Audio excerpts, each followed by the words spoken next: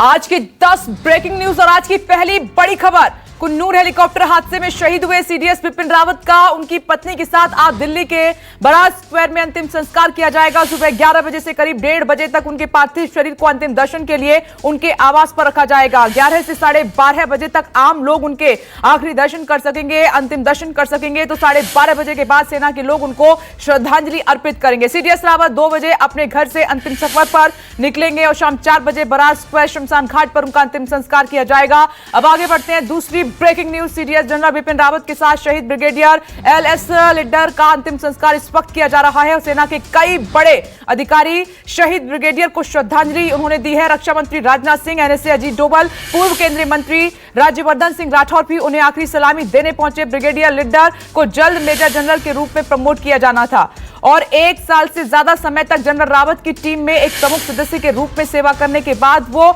अपनी अगली पोस्टिंग की तैयारी कर रहे थे और सीडीएस के रक्षा सहायक के रूप में ब्रिगेडियर लिड्डर ने सेना के अपग्रेड में महत्वपूर्ण भूमिका भी निभाई थी। आगे बढ़ते हैं, एक और ब्रेकिंग न्यूज का रुख कर लेते हैं। पिछले 1 साल से भी ज्यादा समय से अपनी मांगों को लेकर दिल्ली के अलग अलग बॉर्डर पर प्रदर्शन कर रहे किसान अब घर वापसी की तैयारी कर रहे हैं। सरकार से समझौते के बाद अब किसानों ने अपना आंदोलन फिलहाल वापस ले लिया है। कल बड़ा ऐलान किया गया था, 1 साल बाद आंदोलन खत्म हुआ है। दिल्ली के बॉर्डर पर कई किसान अपने तंबू खाटते हुए भी नजर आ रहे हैं, तस्वीरों में आप देख सकते हैं। आज किसान हेलीकॉप्टर हादसे के शहीदों को श्रद्धांजलि देंगे और दिल्ली के बंगला साहिब गुरुद्वारा में अरदास भी करेंगे और उसके बाद कल जश्न की तैयारी उनकी तरफ से भी की जा रही है। अब आगे बढ़ते हैं, एक और ब्रेकिंग न्यूज।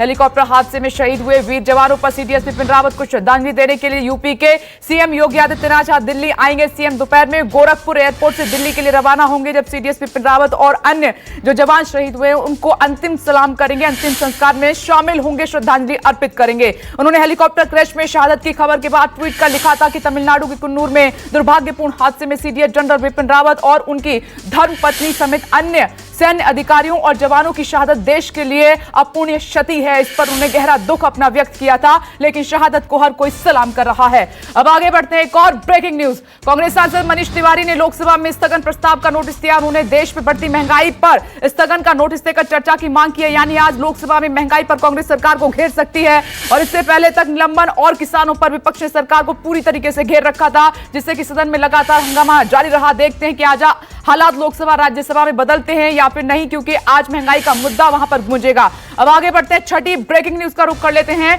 गोवा से खबर है, आज गोवा में कांग्रेस का चुनावी अभियान शुरू होगा। कांग्रेस महासचिव प्रियंका गांधी गोवा के 1 दिन के दौरे पर जा रही हैं और बड़ी तैयारी की गई है उनके दौरे को लेकर। अपने 1 दिन के दौरे में प्रियंका गांधी उस भवन का दौरा करेंगे जिसका 1975 में खुद उनकी दादी इंदिरा गांधी ने उद्घाटन किया था। कांग्रेस गोवा में माइनिंग और टूरिज्म सेक्टर के लिए बड़ी चुनावी घोषणा कर सकती है। कोविड के बाद ये 2 ऐसे सेक्टर हैं जिसका गोवा में सबसे ज्यादा इन पर असर पड़ा था। अब इसी को और आगे प्रभावी ढंग से बनाने के लिए कांग्रेस की तरफ से कवायद होगी। आगे बढ़ते हैं, एक और बड़ी खबर। देश में नए वेरिएंट ओमिक्रॉन के आने के बाद तेजी से खतरा बढ़ा है और देश में बूस्टर डोज कब लगेगा, राष्ट्रीय विशेषज्ञ समिति की बैठक में आज उस पर फैसला हो सकता है।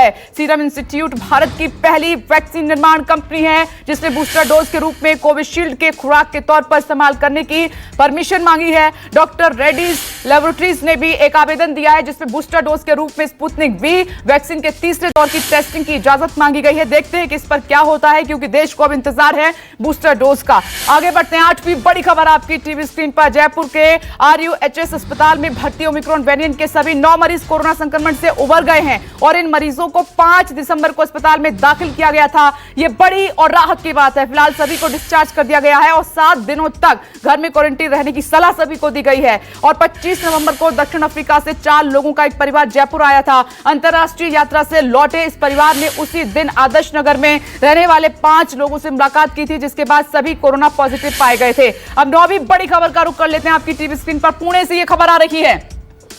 पुणे में मिले ओमिक्रॉन के मरीज की नेगेटिव रिपोर्ट आ गई है। 10वें दिन उसका फिर से टेस्ट किया गया। गाइडलाइन के मुताबिक उसे शनिवार को क्वारंटीन से बाहर कर दिया जाएगा।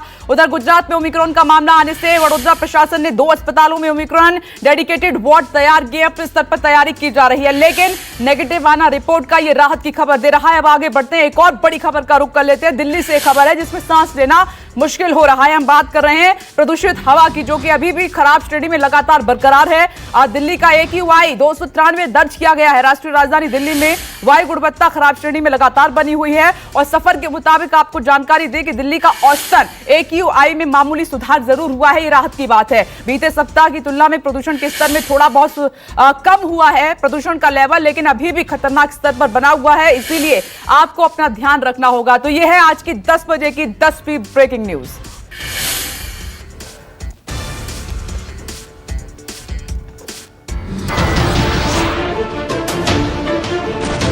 नमस्कार, मैं हूं मानक गुप्ता। अगर आपको हमारा ये वीडियो पसंद आया हो तो इसे लाइक और शेयर जरूर करें और हां, हमें सब्सक्राइब और फॉलो करना ना भूलें ताकि आप देश और दुनिया की कोई खबर मिस ना करें। तो जुड़े रहिए हमारे साथ और देखते रहिए News 24।